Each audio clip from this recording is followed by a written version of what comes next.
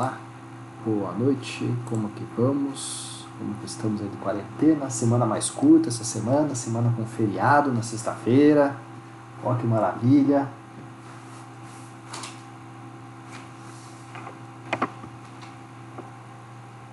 Só terminar de me organizar aqui. Exatamente. Feriado para descansar, é bom dar uma descansada, né? Tá puxado, né? Tá. Vou descansar mais o quê? Então você não tá fazendo nada. Pô, só fez uma tabelinha lá da classificação lá do salto, depois não fez mais nada? E pare com isso. A outra sua eu vou fazer. Até amanhã eu te mando, prometo. Ah, tá, perfeito. É, Seguinte, então, queria confirmar com vocês uma coisa. Vocês chegaram a receber no e-mail um link de um formulário do Google para preenchimento de uma pesquisa a respeito da plataforma e das aulas da plataforma Saga? Eu mandei no grupo. O Jorge me mandou e eu mandei no grupo. Então, o pessoal está respondendo lá.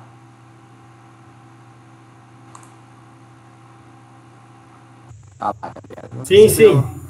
É para você ter recebido no e-mail, Gabi. Manda seu e-mail para mim que eu encaminho para você o formulário.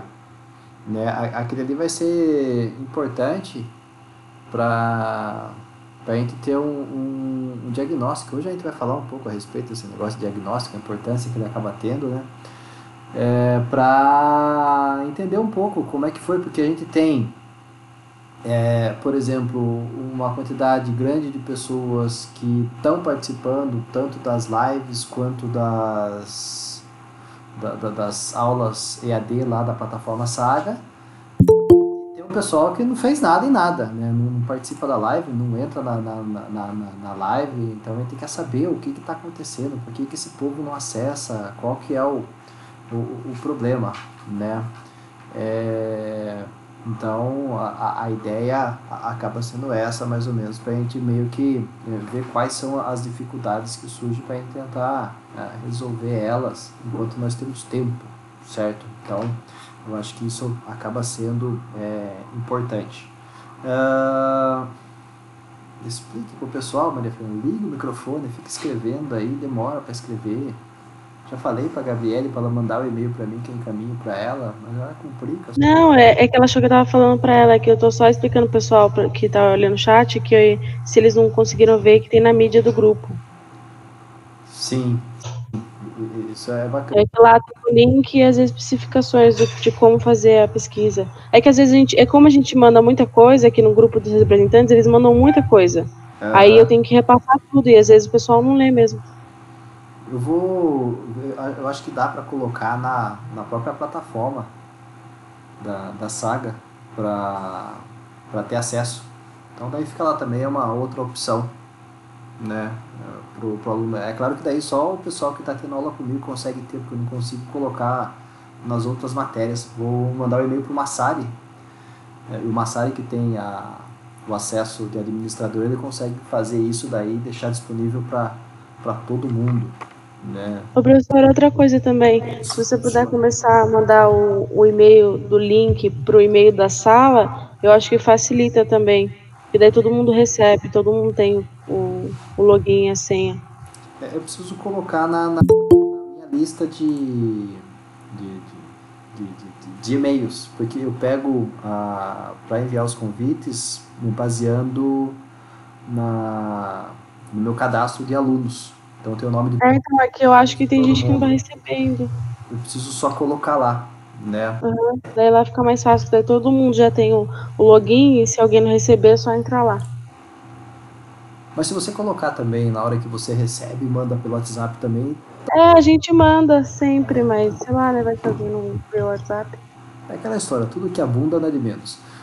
Mas eu vou anotar aqui, para daí a gente já fazer o teste na aula de atletismo amanhã.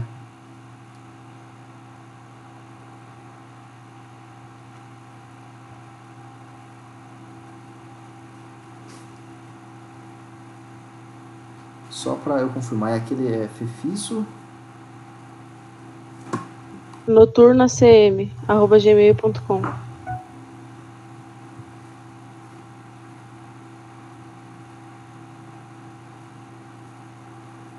Aí eu já consigo fazer isso. Já amanhã a gente já vê o teste aí. Vamos ver se aumenta o número de alunos na sala. Obrigada, professor. Então, vamos lá então. Eu vou compartilhar aqui a tela do Saga, que é o que a gente vai utilizar como referência para hoje. Não sei se vocês perceberam, mas eu não mandei texto, não mandei nada para vocês. Ó que maravilha, né?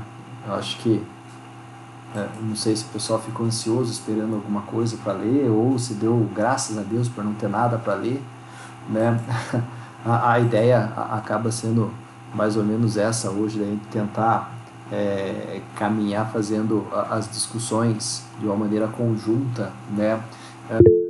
Eu acho que já cheguei a comentar com vocês aquela questão da modificação que teve relacionada com a distribuição das unidades, em que cada professor fez a sua opção, e eu optei por manter somente as lives, não ter mais nenhuma unidade Saga para vocês terem que trabalhar também de maneira paralela, né? Então não vai ter mais, a partir da aula de hoje, não tem mais nenhuma outra unidade Saga em que vocês têm lá os desafios, os exercícios, né? E conversando com o pessoal da manhã, eles meio que entenderam que a plataforma acaba trazendo uma cobrança maior, mas que muitas vezes aquela cobrança acabava sendo até de certo ponto positiva. Então meio que eu combinei com eles que a partir da próxima semana a gente termina a aula e eu mando pro e-mail do pessoal, né, ou no e-mail da sala, 2 ou 3 questões para se pensar a respeito, para se discutir a respeito, e a gente faz daí o comentário dela na aula seguinte, só para manter essa necessidade de ficar pensando a respeito do assunto, né? É claro que vai ser uma quantidade menor de questões, ou uma questão só, mas não vai ser igual o desafio que aparece dentro das unidades. Então a gente vai procurar fazer isso. Outro ponto interessante é que o assunto que a gente vai trabalhar hoje, saúde na escola, ele acaba sendo o último tema que há esse enfoque, principalmente no que diz respeito à saúde mesmo. A gente começou a falar de qualidade de vida lá no começo do semestre, todos os fatores que acabam interferindo, que exercem influência nela, a dimensão que existe em torno de como essa qualidade de vida pode ser compreendida, de como ela pode ser interpretada, como a educação física acaba também tendo a sua participação nesse desenvolvimento, até a gente chegar num ponto em que a gente entende que a educação física tem essa importância no desenvolvimento da qualidade de vida, e quando relacionando essa qualidade de vida no que diz respeito à saúde das pessoas, a gente vê que a gente consegue ter uma participação ainda mais enfática, né? E dentro dessa ênfase que surge na educação física, quando relacionando a qualidade de vida com a saúde, a gente vê que a educação física, por estar presente dentro da área da saúde, ela tem um leque bem amplo de atuação. E dentro desse leque amplo de atuação, a gente viu a inserção do profissional de educação física, principalmente dentro das unidades básicas de saúde, dentro daquele programa chamado Estratégia de Saúde na Família, né? Estratégia de Saúde na Família. Então, a gente entende então que a educação física ela consegue contribuir, principalmente no que diz respeito à prevenção, né? E quando a gente pensa em prevenção, é importante a gente entender que muitas vezes dentro de uma OBS a gente está trabalhando naquilo que eu comentava muitas vezes dentro do curso de pós-graduação lá da PUC, para a formação de profissionais que trabalham e vão trabalhar dentro dessas UBSs, que esse trabalho acaba sendo na ponta do iceberg, E por que a ponta do iceberg? Porque a ponta do iceberg é aquilo que você vê. A parte maior mesmo, ela está onde? Ela está submersa, né? Então, e a gente acaba compreendendo essa parte submersa do iceberg como sendo a base dele, correto? E traduzindo isso, então, essa analogia que eu estou fazendo do iceberg, a gente vai entender também que quando a gente pensa nessa importância que existe do trabalho de prevenção, no qual a educação física consegue ter uma participação bem interessante, bem importante, a escola ela acaba sendo também essencial para isso acontecer, né? Dessa forma, a gente vai trabalhar hoje o que é essa unidade de saúde na escola. Então, a gente teve lá o desafio apresentado, o infográfico, o conteúdo de livro, tira do professor, os exercícios, isso aí a gente vai voltar depois neles, certo? Mas a base nossa, ela vai girar em torno desses dois textos, né? O texto que fala da implantação do programa Saúde na Escola em Fortaleza, né? A atuação da equipe Estratégia Saúde da Família, e essa promoção, promover saúde na escola, reflexões a partir de uma revisão sobre saúde escolar na América Latina. Então eu não mandei nenhum texto para vocês, mas o texto já estava aí, né? E eu não meio que exigia a leitura para que a gente conseguisse trabalhar de uma maneira diferenciada, de uma maneira tal qual eu gosto de trabalhar, principalmente quando a gente está lá na sala de aula, né? E aí que eu dependo principalmente da presença, da participação de vocês. Apesar de eu não ver as imagens, né, eu consigo ouvir quando vocês falam pelos microfones ou escrevem no chat. Nesse ponto, eu já começo com uma pergunta para vocês, né? O que vocês entendem por escola? Na verdade, nessa questão eu quero saber qual que é a importância que a escola tem para a formação integral dos alunos. O que vocês acham? Qual que é a importância da escola? Se ela tem uma importância, se ela não tem importância nenhuma? Qual que é a opinião de vocês nesse assunto? Posso dar um chute aí, uma tentativa? Pode, não tem tentativa errada, tudo a gente vai comentar. Tem o que eu, né, depois de ter entrado na faculdade, ter o auxílio dos professores e tal, eu comecei a entender a escola como a ponte que faz com que forme como se fosse o pensamento principal do aluno. Então eu entendo a escola como fundamental, porque ela é uma das fontes que vai levar o conhecimento para o aluno, porque não são todos que têm acesso, ou que vão ter acesso, mas não a informações corretas. Então vai ser a escola o principal meio assim, de informação que eles vão ter concreta sobre as coisas, eu acho. E também é o primeiro, né? É o primeiro contato da criança com o conhecimento a não ser dos pais dela e da família dela. Exatamente. É aí que começa a coisa ficar interessante, não é verdade? Porque, vamos lá, qual que é a escola que nós vemos hoje, né? Qual que acaba sendo, principalmente, a preocupação da escola hoje com relação à formação das pessoas, né? O que ela procura fazer, né? Você tem lá as disciplinas, beleza? E aí, meio que me baseando na experiência de vocês, que é muito mais recente com relação à escola, né? O que vocês aprenderam na escola que aí vocês chegam na faculdade e vocês falam, realmente essa escola me deu uma base, ela conseguiu dar um suporte para mim, ou o que a escola poderia ter, por exemplo, que contribuiria de uma melhor maneira para vocês quando vocês chegam no ensino superior? É que eu acho, eu ainda tenho uma visão que a escola ela é um pouco como posso dizer, ela é um pouco velha, né? O sistema que a gente está hoje em dia ainda é condicionado a estudar para poder passar de ano, né?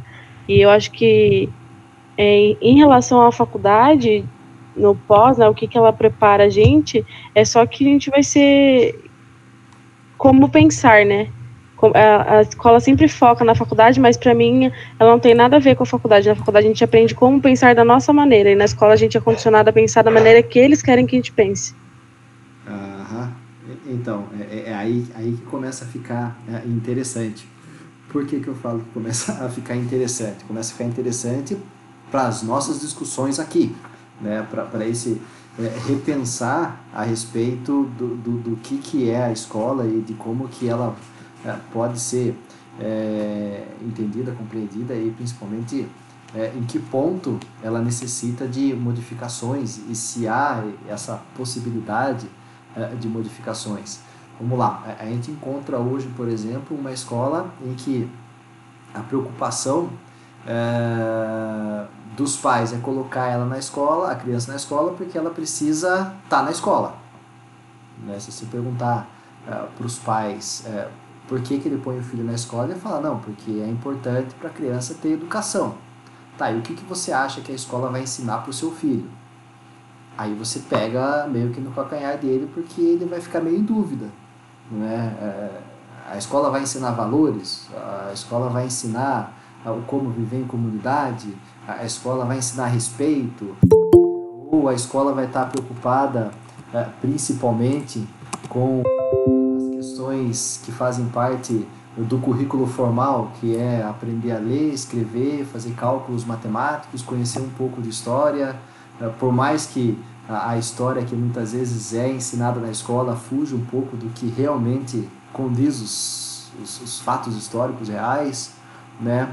Então, muitas vezes a gente acaba vendo que a escola ela carece de um entendimento melhor sobre qual real papel dela, né? Se a gente for pensar por esse lado, e aí vocês podem me ajudar também, meio que procurando lembrar como que era a escola de vocês, tanto no ensino fundamental, infantil, ou no ensino médio, né? Normalmente você tem nas cidades, nos bairros, você sempre tem uma escola principal que é de um bairro ou de um conjunto de bairros que circundam ela, correto? E muitas vezes essa escola ela parece uma fortaleza, na verdade. Eu já fui fazer visitas em escolas que parecia muito com os mesmos protocolos que existem para você entrar num presídio. E eu já fui também num presídio, né? Você tem muros altos, com grades, com aquelas concertinas, que como se fosse o arame farpado. Você, para entrar, você tem que ser anunciado, daí na hora que você passa o portão tem uma outra grade, daí nessa outra grade você abrir, daí você entra por essa grade, alguém fecha o portão, aí esse portão é fechado, daí vai abrir um outro portão para você entrar de novo, para daí você ter acesso à escola, e aí você tem que explicar o que você quer, por que você quer. O professor Chico, ele foi numa escola certa vez e explicou, sou professor da Faculdade de Educação Física de Sorocaba, e queria conversar a respeito de estágio. Aí a pessoa que estava atendendo falou, não, nós não pegamos estagiários. Eu falei, então, por isso mesmo, eu quero conversar a respeito, quero contar um pouco como que é a questão da faculdade, porque eu sou professor de lá e tal. Ele levou meia hora, 40 minutos tentando explicar o porquê que ele queria conversar com a direção da escola para explicar da importância que existe não só para a escola, mas para o aluno também fazer o estágio, né, em educação física, e ele não conseguiu ser atendido, né? Então a gente acaba vendo muitas vezes que aquilo que eu cheguei a comentar hoje, que a escola ela funciona mais ou menos como se fosse uma ilha dentro do bairro, né? Tudo que acontece dentro da escola fica dentro da escola, e dependendo do que acontece dentro da escola se incomoda dentro do ambiente, o que eles fazem? Eles põem para fora da escola. Eu lembro muitas vezes lá no projeto de futsal com a molecada na Uniso, que eu perguntava para eles, sempre na sexta-feira, quem tinha ido para a direção durante a semana. E assim, mais da metade do grupo tinha ido para a direção, por um motivo ou outro, e os mais absurdos possíveis da face da terra. Desde quebrar uma lâmpada, chutar a mochila do outro, brigar no intervalo, né? E aí, eu conversando com eles, eles entendiam que tudo aquilo que eles faziam, na verdade, para eles era uma válvula de escape, porque eles eram premiados no final do período. E qual que era a premiação deles? Com a suspensão. Então ele aprontava, a direção suspendia ele por uma semana, ou seja, ele não gostava de ir na escola, daí ele aprontava e ficava uma semana suspenso sem poder ir na escola. Olha que prêmio, né? Eu apronto e não preciso vir, né? Porque eu tenho uma justificativa, eu estou suspenso, né? O Fujimoto quer comentar alguma coisa? Fala, velho. Teve uma vez que eu estava aplicando uma prova do PISA, não era, na verdade, era uma outra prova que tinha, que eu fui aplicar numa escola aqui de Sorocaba, só que era num dos cantos afastados, que era exatamente assim para você entrar. Você entrava, aí tinha um portão, você falava com o porteiro, você entrava por uma porta, esperava ele liberar outra para você entrar, poder chegar na escola. E quando eu tava aplicando as provas, eu tentava conversar o máximo com os alunos que iam fazer a prova, porque é uma prova assim que, entre aspas, chegou de surpresa. Sim. Porque muitos professores não comentaram sobre que ia ter uma prova fora do que eles estavam acostumados. Não é uma prova que vai valer ponto para matemática, para português. Aí eu explicava tudo direitinho para eles. Eu falava, ó, isso aí não é para valer ponto para você, isso daí é para testar o nível de conhecimento, para ver se a escola ela tá, qual o nível da escola, qual o ponto que ela tá fraca, que ela precisa melhorar. Isso daí vai valer para a escola, então para vocês pode ficar tranquilo, faz de boa, beleza.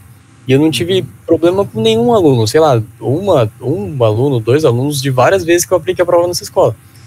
E depois, quando eu acho que eu fui no intervalo do período do pessoal, eu fui na sala dos professores entregar um pacote que era para a diretora e tal. Daí os professores, nossa, você não teve trabalho com os alunos, você não teve não sei o que com os alunos? Eu falei, não, bem tranquilo, por quê? Nossa, na sala não para, aqui, nossa, só zoa tudo e chuta e faz grita, não sei o que. Aí eu falei, não, eu não tenho problema, mas por que ele é assim? Ele fala, não sei. E fica por isso mesmo. Não, é complicado. Eu estava conversando esse mesmo assunto, né, o mesmo conteúdo, e a menina estava comentando que ela, antes de fazer educação física, ela fazia enfermagem. E ela chegou a participar de uma visita numa escola com o pessoal da enfermagem e desenvolveu um projeto na escola, né? Meio que nessa relação UBS, escola e alunos da faculdade.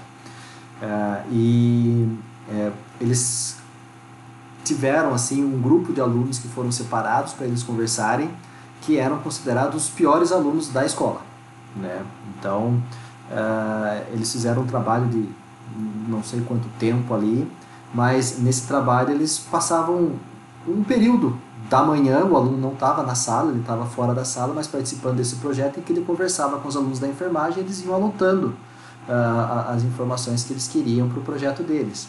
E aí percebeu-se que esses alunos que eram considerados os piores da escola, a partir do momento que eles participaram desse projeto, ou seja, a partir do momento que os alunos da faculdade deram voz para eles, ou seja, eles passaram de ser obrigados a resolver ou fazer as coisas sem ter um direito de voz, de falar, de questionar, né, eles passaram a ter uma melhora no desenvolvimento deles, no aproveitamento deles dentro da sala de aula. Eles deixaram de ser considerados os piores, né? Então isso acaba sendo muito interessante. Você vai ver hoje aquilo que foi comentado logo no começo, que a escola ela acaba sendo hoje uma escola velha. Realmente, se você for analisar, hoje você tem um acesso à tecnologia muito grande. Nós estamos fazendo aula por meio de internet, pela internet, ou seja, eu estou na minha casa, vocês estão na casa de vocês, no computador, no celular ou qualquer outro meio de comunicação, né, e a gente consegue se comunicar e conversar, né, e dar sequência àquilo que a gente estaria fazendo no presencial, e a todo instante vocês podem questionar e vocês podem perguntar. Agora, a escola hoje, ela, dentro de toda essa modernidade que existe, ela ainda acaba sendo uma escola mais ou menos medieval, né? Aquela história das carteiras, do professor rígido, dos muros, das grades, da imposição, da obrigação, e isso acaba gerando um reflexo muito grande, né? Então, quando o aluno ele acaba sendo suspenso, realmente ele acaba sendo prejudicado, né? Ele acaba sendo prejudicado porque está se tirando um direito dele, que é estar na escola, né? Com direito, igual o Malu falou, mas se tiver prova ele perde o direito a fazer prova, quando essas provas existem, né? E a gente está falando aqui, quando a gente fala em saúde na escola, a gente está falando de escolas públicas, a gente não está falando do ensino privado, do ensino particular, né? O ensino privado ele acaba sendo um ensino que é caro, né? Em que o valor pago por ele faz com que haja um certo trabalho em torno do aluno, porque o aluno, ele, ao mesmo tempo que ele é aluno, ele é cliente, né? Então, você vai ver uma instituição que não vai, por exemplo, fazer nada que desagrade o cliente, porque senão ele perde esse aluno, que é o cliente dele, e ele vai para outro lugar. Então, isso que acaba sendo uma questão que surge principalmente nas escolas particulares. Mas no ensino público, que o aluno é aluno, ele não é cliente, é praticamente gratuito aquilo que está sendo feito. Gratuito não é porque tem o dinheiro do nosso imposto ali, mas você vai ver que ele acaba sendo realmente prejudicado. Mas a partir do momento em que eu falo, que eu entendo que hoje você vê pelo menos as escolas surgindo como ilhas, né, na verdade existe uma necessidade muito grande de compreensão, né, de procurar entender, na verdade, qual é o papel da escola, bem como entender essa escola como um bem público, né, sendo a escola pública aqui no nosso caso, que é pertencente à comunidade. Né? Então, aí que acaba sendo o importante. Como é que eu vou conseguir fazer com que ocorra essa compreensão da escola como um bem público, como a escola fazendo parte da comunidade e não estando presente na comunidade, né? Como é que eu vou fazer, por exemplo, para que todas as pessoas que residem ali entendam, né, a importância que existe dessa escola em todo o contexto, não só educacional, mas principalmente no que diz respeito à possibilidade de modificações que esta pode trazer para aquela região. É o famoso empoderamento, né? Acho que vocês já ouviram falar um pouco a respeito dessa palavra, a importância que vai existir em torno disso. Porque, assim, se você passar em frente das escolas, você vai ver muitas vezes do lado de fora os muros todos pichados, né? A hora que você entra dentro da escola, você vai ver determinadas áreas em que há uma dificuldade de se manter a conservação dela, né? Por mais que a direção da escola tente, muitas vezes eles não conseguem dar conta de tudo aquilo. Fale, Felipe. Professor, tá me ouvindo? Claro, claro. A escola onde eu estudei, chegava no final do ano, ela pegava os alunos, tipo, que tinham ficado com uma nota baixa e tal, pegava os alunos e pediu para eles pintar a escola. Algumas salas, muro por fora, e em troca passava eles pela média. Então, aí que tá. Muitas vezes aquilo que eu comento até com o Massari, e isso é uma prática muitas vezes comum em atividades complementares, e o Massari muitas vezes falava comigo a respeito desse tipo de prática para estágio, falava: a gente não pode fazer isso, a gente não pode fazer barganha, né? Então o aluno sabe que se ele tiver só presença, por mais que ele não tenha nota, no final ele vai lá, ele pinta a escola e ele foi aprovado. por que há necessidade de você ter que ter essa barganha, de você oferecer esse tipo de barganha? Não seria mais interessante se houvesse, por exemplo, esse empoderamento da comunidade e no final de cada semestre, no final de cada ano, a comunidade, por sua vez, entendendo a escola como sendo importante, fizesse o mutirão e promovesse todos os ajustes, pintura, conceitos que são necessários, porque a gente sabe de uma maneira bem direta, né? E hoje, por exemplo, com toda essa confusão aí que surgiu com a história da pandemia, que se você for depender, por exemplo, da classe política, nós estamos perdidos, né? Não dá para a gente conseguir depender deles para nada. Então, a partir do momento que a gente vai entender como não só a escola, mas como as UBS, os hospitais, as praças, os parques, como sendo público, e nós nos responsabilizarmos também pela conservação daquilo, a gente consegue fazer com que tudo aquilo que, aí uma utopia e uma teoria, tudo aquilo que seria, por exemplo, gasto com esses bens que são públicos, teria um valor um pouco menor, seria um pouco reduzido, que poderia ser investido em outras melhorias, né? Em melhoria do transporte, em melhoria de saneamento básico e por aí afora. Então a gente começa a compreender, por exemplo, a necessidade que existe dessa compreensão. Eu, no período que eu dei aula na pós-graduação, por exemplo, em educação física escolar, na FEFISO, eu comentava com os alunos, e todos já davam aula em escola, eu perguntava para eles a respeito de como que era a reunião de pais. Porque toda escola faz reunião de pais, né? E eu perguntava se os pais iam, como que era essa adesão. E eles falavam que a reunião de pais não conseguia ter uma adesão muito grande, primeiro pelo horário que ela era feita, ou seja, para o pessoal da manhã a reunião era feita de manhã, para o pessoal da tarde a reunião era feita à tarde. De manhã e à tarde, a maioria das famílias, o pai e a mãe estão tá trabalhando, né? Então daí vai a avó, vai a tia, vai a vizinha que vai ouvir lá por 4, 5 alunos. Então há uma dificuldade, por exemplo, desse entendimento não só de como que deve ser a escola, mas principalmente da escola entender como que é a comunidade na qual ela está inserida, como que é o bairro, né? E assim, das pessoas que iam, eu falava para eles, mas e aí, como é que funcionava a dinâmica? E a dinâmica ela era bem diversa. Existiam escolas, por exemplo, em que o professor de educação física entrava na sala de aula, se apresentava e saía, se alguém quiser tirar alguma dúvida comigo, estou aqui no corredor, estou aqui no saguão, estou aqui no pátio, e aí é só lá conversar, sem problema nenhum. Né? Em outras escolas, os professores ficavam em salas, então quem queria saber a respeito do professor de português entrava na sala onde o professor de português estava, e assim indo.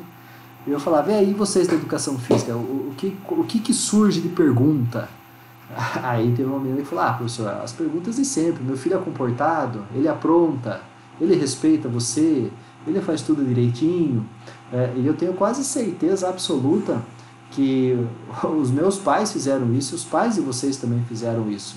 Ao invés de eles se preocuparem com o que estava sendo ensinado, como estava sendo ensinado e o porquê aquilo estava sendo ensinado, a preocupação maior era se vocês, ou se eu estava aprontando alguma coisa, se eu era comportado, se eu respeitava a professora.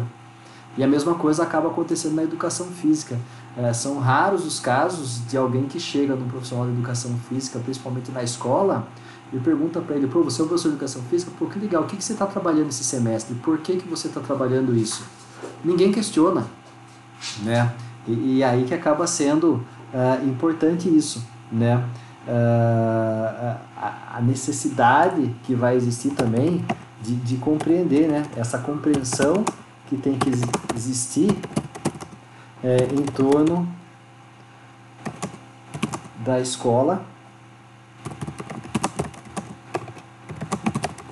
como parte de um conjunto, ou seja, ela está inserida dentro da comunidade e a comunidade tem que entender ela como também sendo parte dela.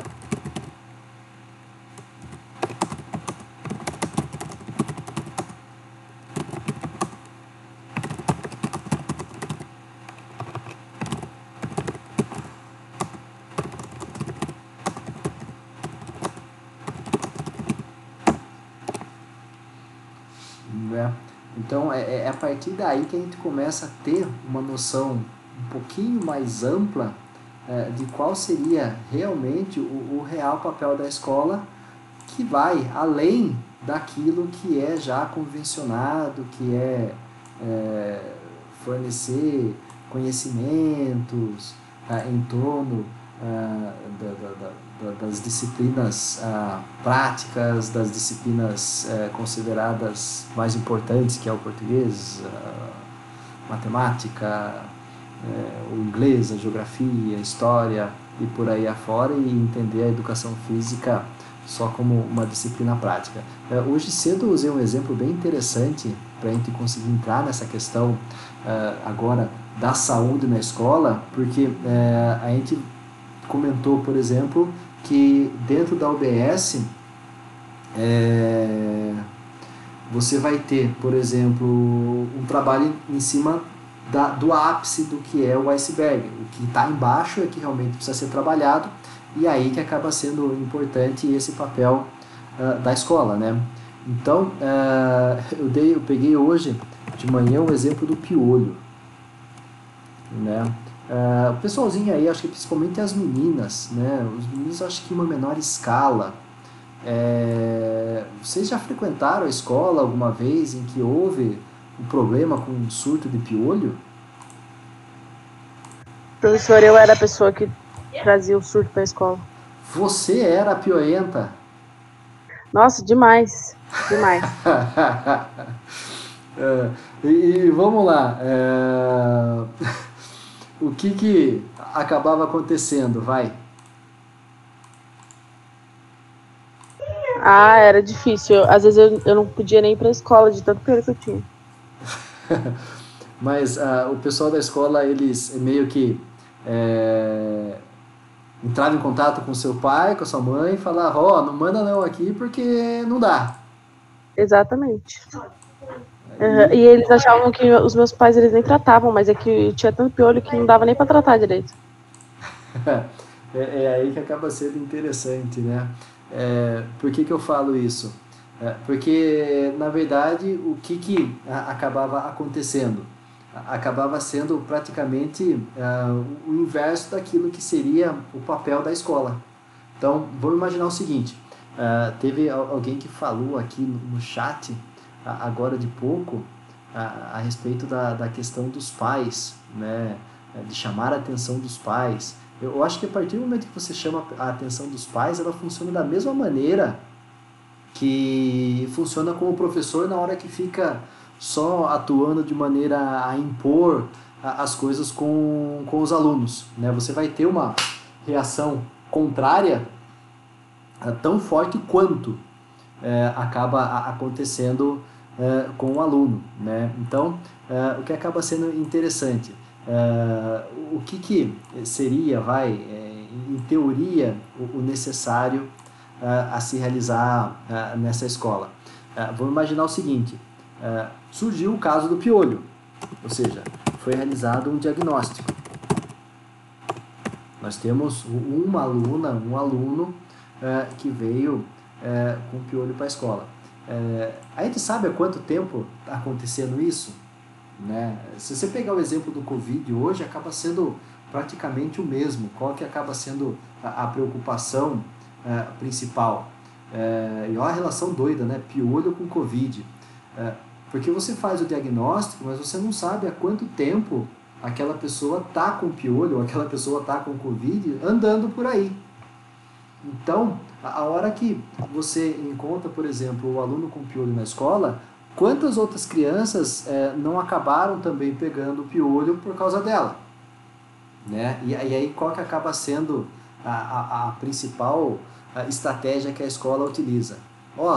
Não venha mais aqui enquanto você não tiver solucionado esse problema. Beleza. Daí a pessoa vai embora, fica lá com a cabeça de molho no veneno lá, acaba com os piolhos e volta. Sacolinha na cabeça. E acaba pegando de novo. Só que daí não foi ela que levou, ela pegou de outra pessoa que ela meio contaminou. Então acaba virando um ciclo vicioso que é quase que periódico durante o ano. Né? Então é preciso traçar esse diagnóstico. A partir do momento que ele decide-se e encontra-se realmente o problema, o que é necessário fazer? Estabelecer estratégias. Quais são as metas de ação? Né? O que eu tenho que fazer? Primeiro de tudo, eu tenho que fazer com que ocorra um envolvimento da comunidade no problema. Certo? Então, por quê? Porque se eu traço o diagnóstico e eu já venho com uma solução considerada padrão, será que essa solução ela realmente é adequada para aquela comunidade, para aquele grupo na qual esse problema surgiu? Né? A gente vê hoje, por exemplo, um aumento de pessoas, por exemplo, usando máscara nas ruas, né? E pessoas confeccionando máscaras e por aí afora. Mas foi explicado de uma maneira bem clara, bem real, como que deve ser utilizada a máscara, qual que deve ser os cuidados que devem ser realizados com ela, a questão da higienização dela, por quanto tempo você pode ficar de máscara, de quanto em quanto tempo você tem que fazer a troca.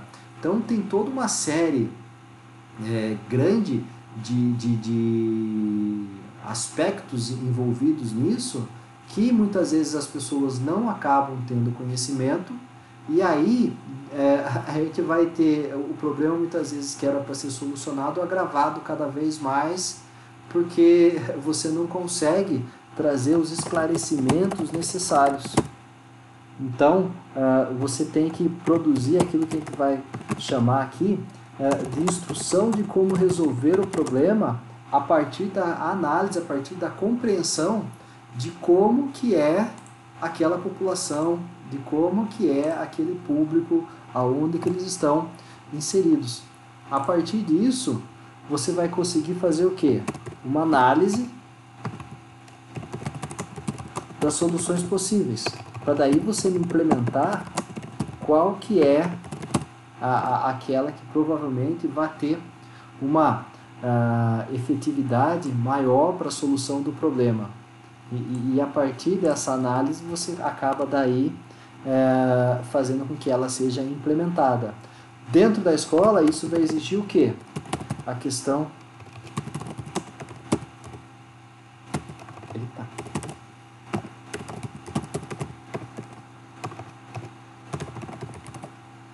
A questão inter e transdisciplinar, certo? Não vai ser uma coisa que vai ser debatida ou conversada apenas em uma aula.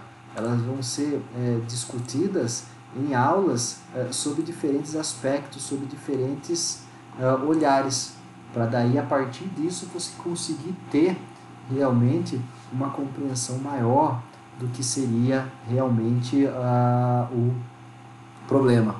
Ou seja, quando a gente faz isso aqui, a gente entende que a gente não vai trabalhar somente com a comunidade interna da escola. Esse diagnóstico ele vai envolver não só quem está dentro da escola, como também aqueles que estão fora da escola. Ou seja, a escola por si só, ela não vai se preocupar somente com o aluno, mas ela vai se preocupar também com todos aqueles que fazem parte e que tem essa relação com o aluno e que gera reflexos no que acontece dentro do ambiente escolar. Tranquilo por aí? Alguém quer comentar alguma coisa?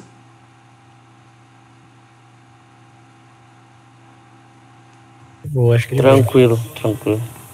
Tranquilo? Porque aí a gente vai entrar lá na questão dos dois textos, né?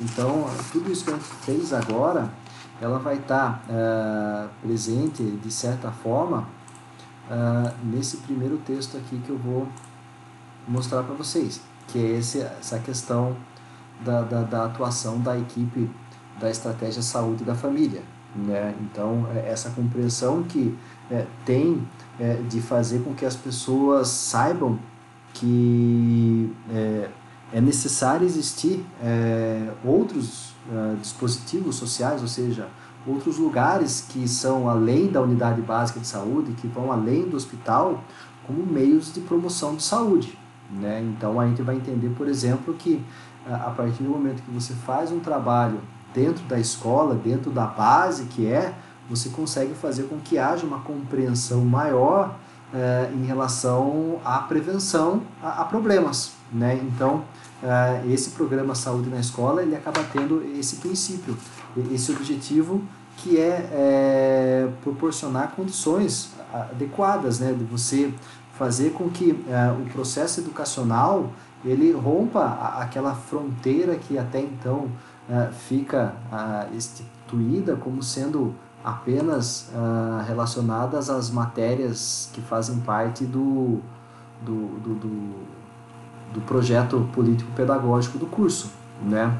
Então, a gente vai ver que quando a gente entende, por exemplo, que a estratégia de saúde na família, ela atua, por exemplo, com equipes multidisciplinares, e dentro dessas equipes multidisciplinares você tem a educação física inserida, ela tem um papel fundamental em orientar, em fazer com que haja um entendimento melhor, para que não só aqueles que estão dentro da escola aprendam alguma coisa a mais, né, mas também que isso gere reflexos, que isso reverbere para fora da escola, que é relacionada, por exemplo, às comunidades, né, que é relacionada às famílias.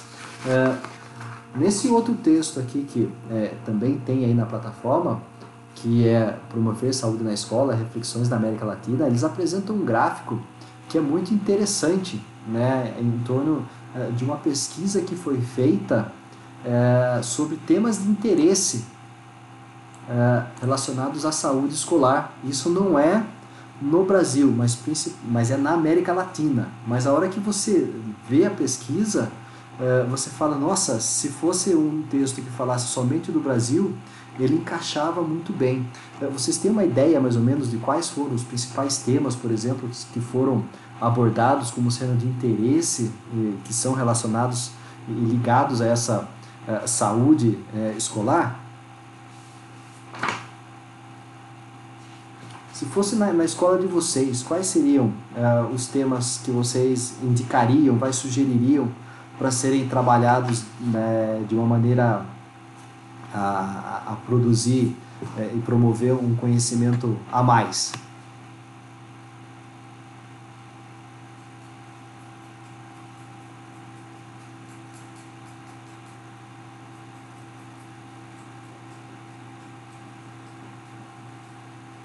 Alguma ideia?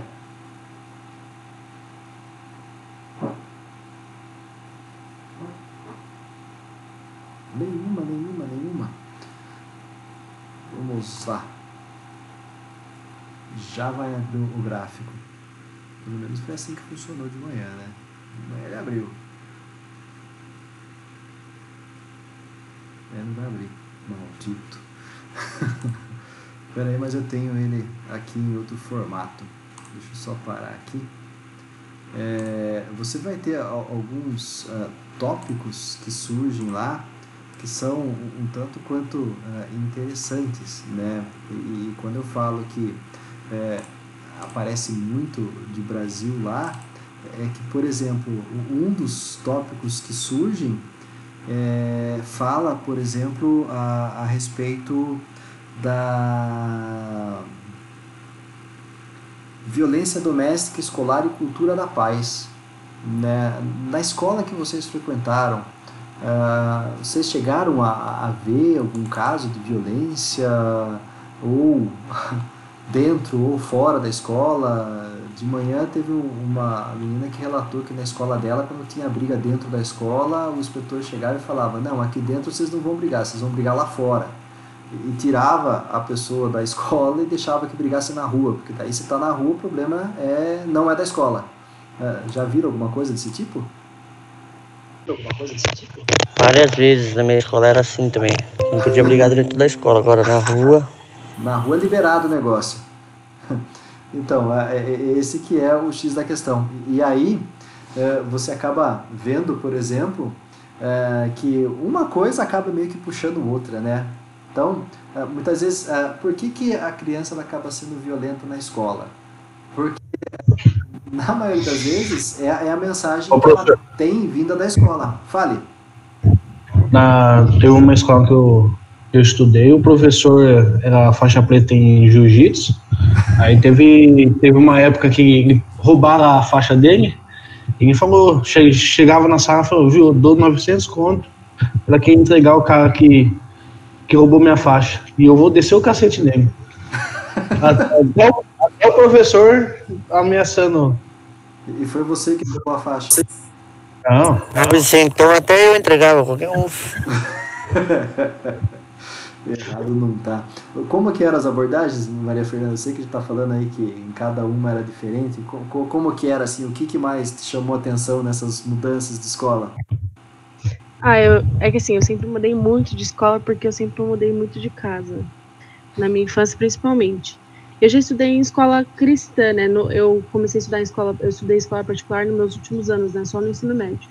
Então, o que mais me chocou foi, assim, escola cristã, que eu estudei no meu ensino médio, era se alguém brigasse, todo mundo ia para a sala da diretora, ia acontecer uma oração para que Deus abençoasse os alunos e não brigassem mais. E era bem cômico. E nas escolas que eu estudei públicas, que foram várias também, na maioria das vezes os inspetores precisavam separar essa briga, as diretoras davam a suspensão para essas crianças, mas assim, eles sempre voltavam para a escola e faziam a mesma coisa, isso nunca mudava, porque nunca havia sei lá, ninguém nunca conversava com eles o porquê deles não brigarem. Um ciclo, né? Eu brigo porque olhou torto pra mim, vou pra diretoria, sou suspenso, a hora que eu encontro de novo, vou brigar de novo. E aí vai indo. Sim, porque foi suspenso no caso dele. E aí que tá. Nunca se desenvolve um diagnóstico. Tá, mas por que disso? Fale. Na minha escola, teve uma vez que começou logo na primeira aula, bem de manhãzinha. Teve uma briga na minha sala, daí a professora chegou, professora de química, botou os 2 alunos pra fora e falou, vai lá pra diretoria, isso aqui lá. Eles foram pra diretoria, tretaram na diretoria também, tipo, saíram um soco mesmo. Não, tipo, desrespeito total, não tá nem aí com ninguém, entendeu? Eu também já estudei em escola que ninguém fez nada. Eu levei um soco no olho de um moleque e quem teve que tomar as providências foram os meus pais, porque a escola realmente não fez nada. Vixe, uma vez eu quase aprendi soco em inglês na escola.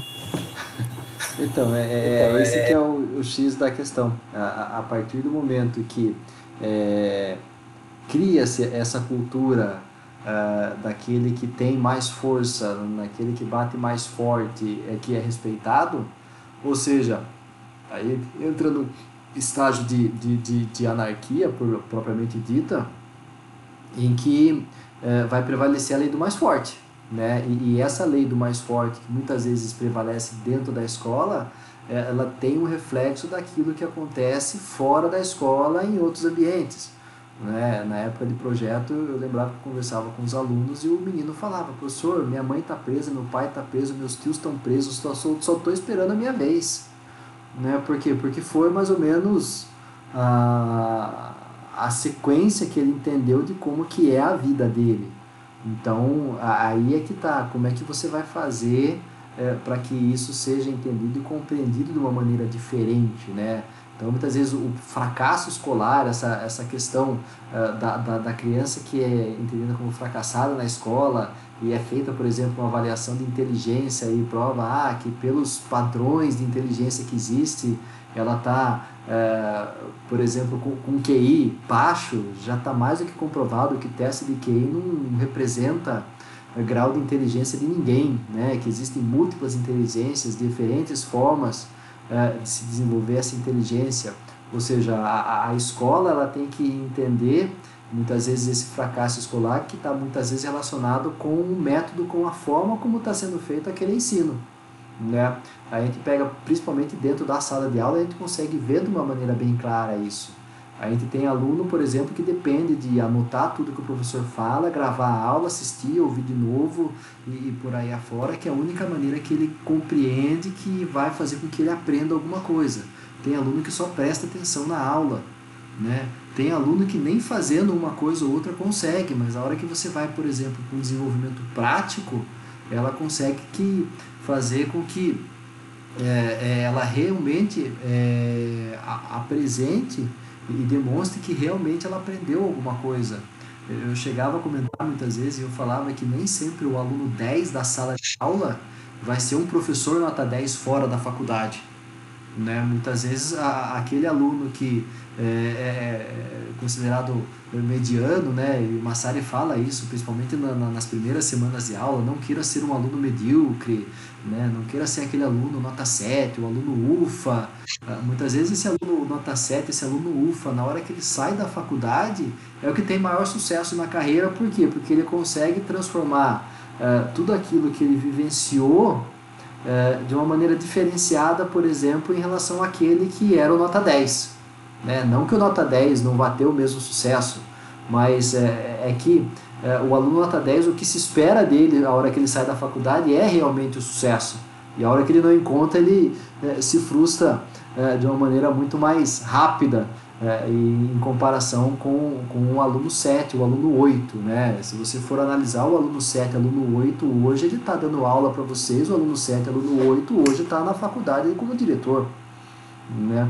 Então, isso que acaba sendo interessante, acaba sendo engraçado de analisar. Mas a gente vê, por exemplo, que nesse contexto que existe de compreensão, por exemplo, do que chama a atenção do aluno, e o que ele queria aprender, entender um pouquinho mais, você vai ver essa questão da violência doméstica, da violência escolar, dessa importância que ele entende como o desenvolvimento de uma cultura da paz, né? Você vai ter a questão de uma compreensão melhor em torno de saúde sexual, de doenças transmissíveis, as questões do álcool, do tabaco, das drogas. Mas o que chama a atenção, e aí que pisa no nosso calo de uma maneira bem doída, é isso aqui, ó, dos alunos entenderem como sendo necessário apresentar mais informações a respeito de nutrição, de atividade física, de obesidade, de doenças cardiovasculares, né, que são presentes, por exemplo, naquilo que pode ser trabalhado e desenvolvido dentro da aula de educação física, né? Eu estava comentando outro dia também a respeito, né, e falei hoje cedo, em 2012 eu fiz um intercâmbio para aprender inglês lá no Canadá, fiquei um mês lá, e quando eu estava vindo embora para o Brasil, estava chegando no mesmo apartamento que eu estava morando, uma menina da China. Ela estava vindo para fazer o ensino médio. E eu cheguei a voltar outra vez lá e conversar com ela tal, a respeito de como que estava sendo o ensino médio para ela tal, e ela falou, estou tendo educação física agora aqui, e nesse semestre aqui, na verdade, a gente vai trabalhar com futebol, lembrei de você. Eu falei, pô, que legal, né? Porque você dá aula de futebol, né? Eu falei, não, eu dou aula de futebol. Como que é a aula de futebol aí? Ela falou, você quer que eu mande o meu material de educação física para você? Eu falei, por gentileza, manda para mim. Ela mandou por e-mail para mim todas as apostilas que ela usava na escola, no ensino médio, de educação física. As apostilas que ela usava no ensino médio em educação física, eu usei por 2 anos na aula de qualidade de vida, no ensino superior. Só para você ter uma ideia de como que é trabalhado e quão profundo acaba sendo o entendimento em torno da importância da educação física e o papel dela, por exemplo, em trazer informações e subsídios para o aluno conseguir saber o que fazer de acordo com aquilo que é necessário para a própria vida dele. Professor, licença. Fale. Eu acho que isso é um problema muito maior do que a gente colocar isso dentro da escola, porque muitas vezes, na verdade, na maioria das vezes, ninguém, vamos dizer assim, ninguém apoia um professor de educação física pelo que ele faz, né? Todo mundo sabe que o professor de educação física, o estudante de educação física, ele é taxado por ser vagabundo, por não fazer nada, isso todo mundo sabe, né? Mas eu acho que por esse senso comum sobre a educação física, faz com que essas áreas mais específicas, que são muito importantes para a sociedade, não sejam vistas como necessárias que um professor de educação física dê. Porque eu mesma dou aula de ginástica para idosos, né? É para qualquer idade, mas só praticam os idosos com a gente. Eu dou aula até dentro de uma UBS, mas eles não sabem a importância do porquê que eles estão dentro de uma UBS tendo aula de ginástica.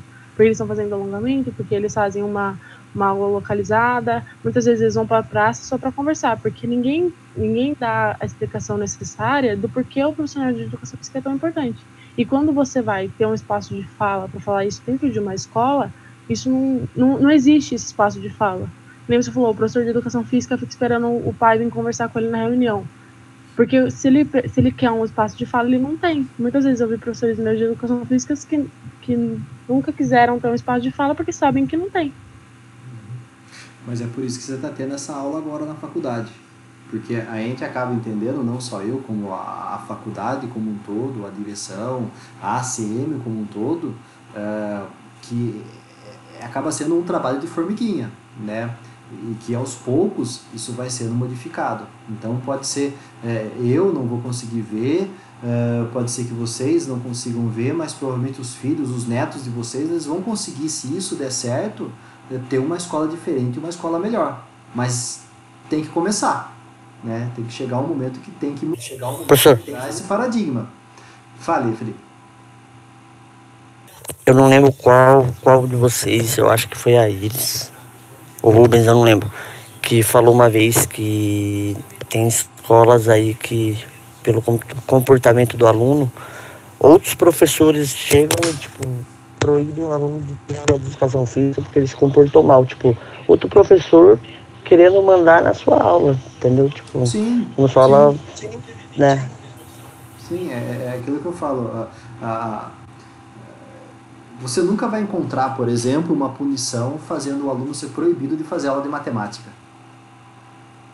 Sim. O negócio é o seguinte, É sempre educação física. Você não vai fazer aula de matemática. Não, você não vai fazer educação física. Por quê? Porque é a aula que ele sente mais prazer em fazer. É aquela pesquisa que eu já falei para vocês, que eu cheguei a realizar no projeto também, que eu perguntava a respeito das matérias, e a educação física era entendida como a matéria que eles mais gostavam, mas também era entendida como a matéria que eles achavam de menor importância dentro da escola. Por que eles mais gostavam? Porque era o momento que eles mais gostavam de se movimentar, de correr, mas eles achavam menos importante. Eles acham que eles podem... Porque eles o acham que eles professor podem tirar porque não vai ser tão importante. Não conseguia trazer para eles a real importância daquilo. Por quê? Porque eles jogavam bola. Né? Então acaba sendo esse trabalho de formiguinha que vai surgindo. Eu tive um aluno, o César, que se formou na Uniso, a primeira turma da Uniso de Educação Física, e ele prestou concurso e passou numa escola, e ele, logo nos primeiros meses, ele me mandou um e-mail falando: professor, eu vou largar a mão. Vou largar a mão, não dá, porque aqui na escola tudo que eu quero fazer, os professores falam: não faça porque não dá certo, não faça porque não dá certo, não faça porque não é legal. E eles ficavam cortando meu barato. Eu falava: tá, mas esses professores estão há quanto tempo na escola? Eu falava: são os professores mais antigos da escola, eles estão à beira de se aposentar. Eu falei: então tenha paciência, porque eles vão se aposentar e vão sair. E aí você vai conseguir pôr as suas ideias. E foi aí o que aconteceu. A hora que os professores foram saindo, ele começou a colocar um pouco do entendimento dele do que fazer na educação física, de como trabalhar a educação física, que hoje ele fala que ele não se vê em outro lugar a não ser naquela escola. E a escola adora ele. Né? Isso que acaba sendo interessante. A Layara queria falar alguma coisa? Não, o Fujimoto, né? Isso. Fale. Que é muito, isso que você comentou é muito importante do trabalho de formiga, porque, tipo, é bem isso aí, a parte, tipo, de vários professores também que acabam, assim, não tendo a consciência de tentar puxar o aluno. O professor que ele é formado só, literalmente, para isso mesmo, tipo, ele não se formou para dar aula de educação física, ele se formou para jogar bola na quadra e esperar os alunos chutar a bola. E tem gente que apoia, só que o problema tem tanto as formiguinhas que ajudam como as que atrapalham também, né? Então, tipo, a gente tem que fazer o nosso desde agora, porque, que nem você falou, se a gente não começar, não vai ter. Então a gente tem que começar por nós mostrar a importância, porque eles enxergam isso porque os exemplos deles são esses. Então, se eles vão chegar numa escola onde o professor, todos, vai lá, visita 10 escolas, tem 2 escolas que o professor dá aula, busca, muda as coisas, e tem 8 escolas que o professor não faz nada, joga bola e nem varia os esportes, eles vão, daí eu vou pessoal, a educação física não vai ser importante se eles olharem por esse lado. Então a gente precisa pegar e começar por nós mudar, fazer diferente, buscar, pesquisar e fazer o nosso. Se não me engano é o Rubens que contou essa história, que ele passou no concurso, ele deu aula na escola e os professores da escola não gostavam dele, porque ele inventava muito, ele mudava, ele criava as coisas durante a aula de educação física, e isso trazia incômodo para outros professores que queriam reproduzir aquele famoso paradigma do rola-bola, né? Fernanda, pergunte. É que assim, pra mim, é que eu tenho uma forma de aprender meio objetiva. Eu preciso não de uma receita, mas eu preciso de vários vieses para eu encontrar um pra mim. E eu não consigo entender uma forma que eu possa fazer com que as pessoas valorizem o meu trabalho. Eu me valorizando, mas as pessoas valorizando também o meu trabalho. Porque, por exemplo, onde eu trabalho, eu sou condicionada a fazer o que eles me mandam, porque eu tô recebendo para aquilo, certo? Mas aí chega você, aí os Rubens e falam, não, porque a gente tem que ter a nossa forma de falar, a nossa forma de agir, a nossa aula. E como que eu vou fazer com que as instituições, elas não que acreditem em mim, mas que elas aceitem a minha forma de trabalho e comecem a me valorizar como eu devo ser valorizada? Porque a qualidade de vida eu sei que é importante, mas como eu vou fazer com que a pessoa entenda que a qualidade de vida é importante? Aí a questão principal é paciência, né, que você vai precisar ter por enquanto, né, porque o seu vai chegar, ele não é agora é o momento do quê? De você fazer a análise e ver tudo aquilo que funciona, tudo aquilo que não funciona, e a partir disso você ir criando a sua forma, a sua maneira de pensar.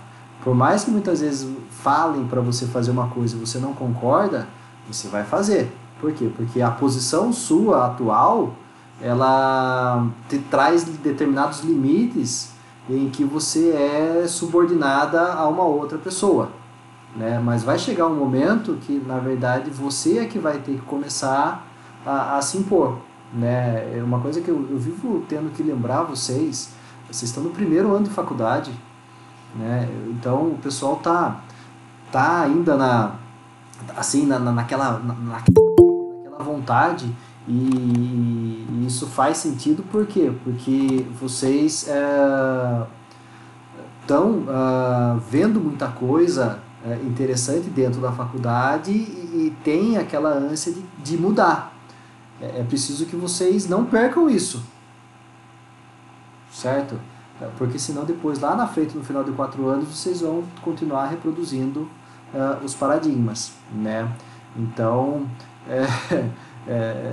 a paciência, eu acho que é uma coisa que a gente vai, aos poucos, desenvolvendo, né? Na verdade, você não desenvolve, você aprende a ser paciente a partir do momento em que você meio que fica aguardando aquele momento em que você realmente vai poder pôr em prática tudo aquilo que é a sua vontade. Então, você pega, por exemplo, a faculdade que eu fiz, certo? A partir do momento que surgiu a oportunidade de eu e o Massari, por exemplo, sentarmos para pensar como que seria um curso de educação física, e a gente pensou em todas as matérias e como que seria o desenvolvimento dessas matérias, a gente viu no papel aquilo que seria, por exemplo, a nossa visão de como que pode ser a formação integral de um aluno voltada para a educação física. E a gente colocou em prática isso. E na hora que a gente colocou em prática, a gente viu que a gente tinha errado em um monte de aspectos. Por quê? Porque existem determinados fatores que a gente não consegue ter o controle, que é principalmente quem vai desenvolver as matérias. Então, a hora que a gente pensou em uma matéria X, a gente pensou no professor trabalhando conteúdos de maneira A, B, C, D.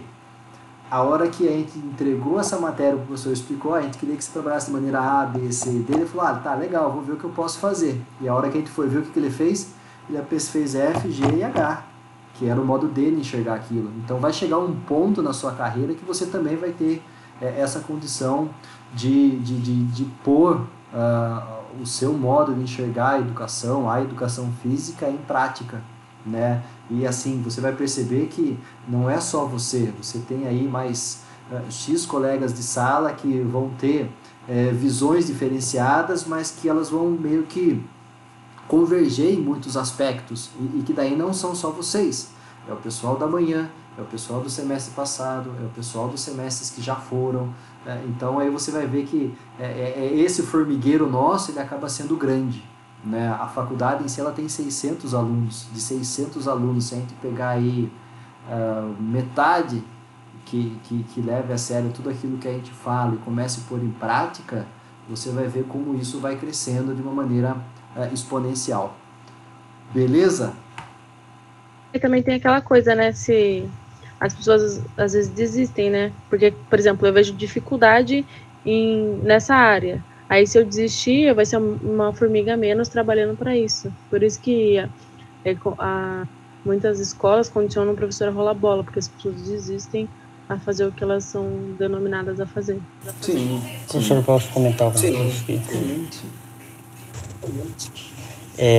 Nesse caso que a Maria falou e a gente está comentando do professor rola bola, eu tinha a professora que eu peguei no colegial de educação física, ela era Você pegou a muito professora top. de educação Vendo física ela no com os... colegial, cara?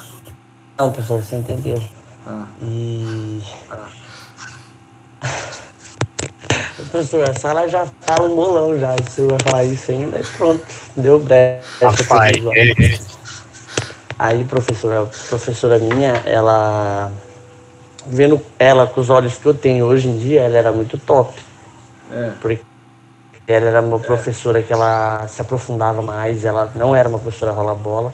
Só que todo mundo odiava ela, porque ela falava muito e não deixava a gente ir pra quadra logo, e não liberava a bola, entendeu? Hoje em dia eu entendo ela. É aí que eu falo para vocês muitas vezes da importância que existe em você conseguir encontrar um equilíbrio, né? Então, essa questão da negociação que você faz com o aluno em sala de aula e não da imposição. É você chegar para o aluno e falar, minha proposta para trabalhar com vocês é isso, hoje a gente quer fazer isso, na semana que vem a gente vai fazer isso, na semana que vem a gente vai fazer isso. Então, sempre vai ter uma cereja do bolo no final. Então, é aí que você consegue, muitas vezes, cativar o aluno, porque você faz com que haja um fio condutor para a aula. Então, a hora que você vê, por exemplo, nas matérias consideradas mais formais, que é o português, matemática, de novo, toda aquela história. Então ele vai começar a fazer o 1 mais 1, depois ele vai para uma operação mais complexa, beleza. Na educação física, beleza, a gente vai começar a trabalhar os esportes. E como é que a gente vai, qual esporte que a gente vai começar a trabalhar? Então vamos trabalhar primeiro a compreensão desse esporte, para daí ver, por exemplo, e é um pouco daquilo que existe dentro da cultura corporal do movimento, que o Marcos Neira fala, que o Rubens fala bastante também. Vamos trabalhar o futebol, mas e o que vocês entendem por futebol? E por aí você começa a fazer o envolvimento do aluno na construção daquilo que é a sua aula, né? E não a imposição. Não, vai fazer isso, vai ouvir isso, entendeu? Então, o aluno se sentir parte do processo. Isso vai ser presente não só na questão dos esportes, da prática do movimento, mas também no desenvolvimento de conhecimentos que vão ser importantes para o desenvolvimento do que ele vai entender por saúde, não só a saúde dele, mas tudo aquilo que interfere dentro dessa saúde, que está ao redor dele, ou seja, inserida na comunidade que ele faz parte, né, e que tem uma ligação direta com tudo aquilo que a gente tem visto até agora da qualidade de vida.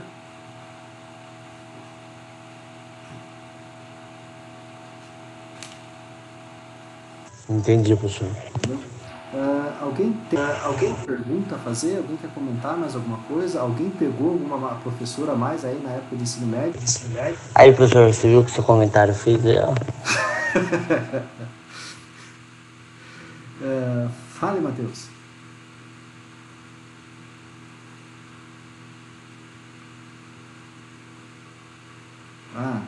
não é nada, não. Então, pessoas... Queria ter pego a professora. Então, a gente está meio que encerrando dentro do nosso planejamento do semestre tudo aquilo que tinha essa ligação direta de qualidade de vida e saúde, qualidade de vida e saúde, qualidade de vida e saúde. Agora, a gente começa a partir da semana que vem ver essa relação que vai existir de qualidade de vida com a sustentabilidade, né, que é hoje um tema também bem presente no nosso dia a dia, ainda mais nessa questão de pandemia. A gente começa a observar uma quantidade muito grande de notícias relacionadas, principalmente essa questão do meio ambiente ao qual nós estamos inserindo, modificações com relação à qualidade do ar, mas também a gente vai ver que a sustentabilidade não vai ser somente isso, beleza? Então a gente vai, a partir da semana que vem, compreender um pouquinho mais. Na área do aluno, lá na plataforma Saga, vocês têm o link que direciona para aquele que é o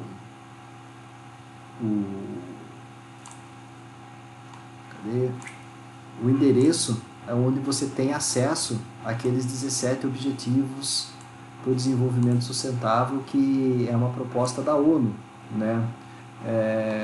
Se você acompanhar na TV aí, você vê a Globo fazendo algumas chamadas a respeito desses 17 objetivos.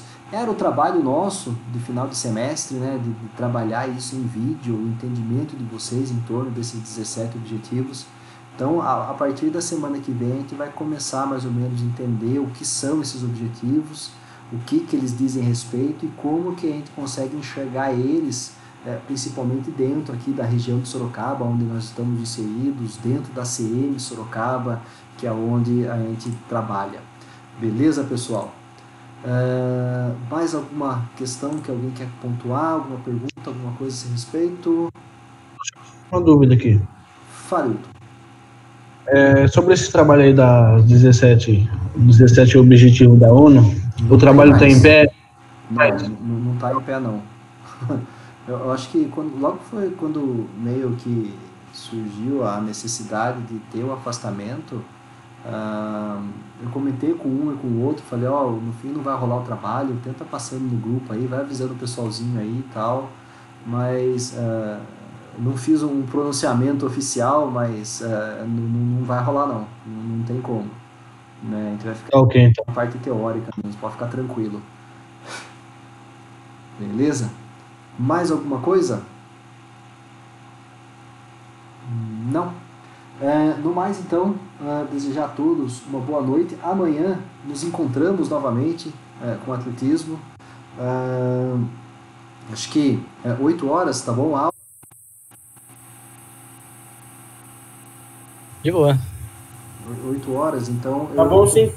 Eu começo a mandar os convites para vocês um pouquinho antes das 8 ali e tal. Tem aqueles minutinhos iniciais ali para a gente bater um papo, conversar a respeito da matéria em si, e aí a gente vai começar daí a trabalhar. A gente fez na última, que foi o salto com vara, a gente começa agora arremessos e lançamentos. Eu não lembro se a gente começa com peso, acho que a gente começa com peso amanhã, peso e martelo, alguma coisa assim, mas amanhã vocês vão saber. Certo, povo? Então, um abraço para vocês, uma boa noite, se cuidem. Amanhã nos vemos mais uma vez, só que agora com atletismo, tá ok? Um abraço, até mais. Valeu.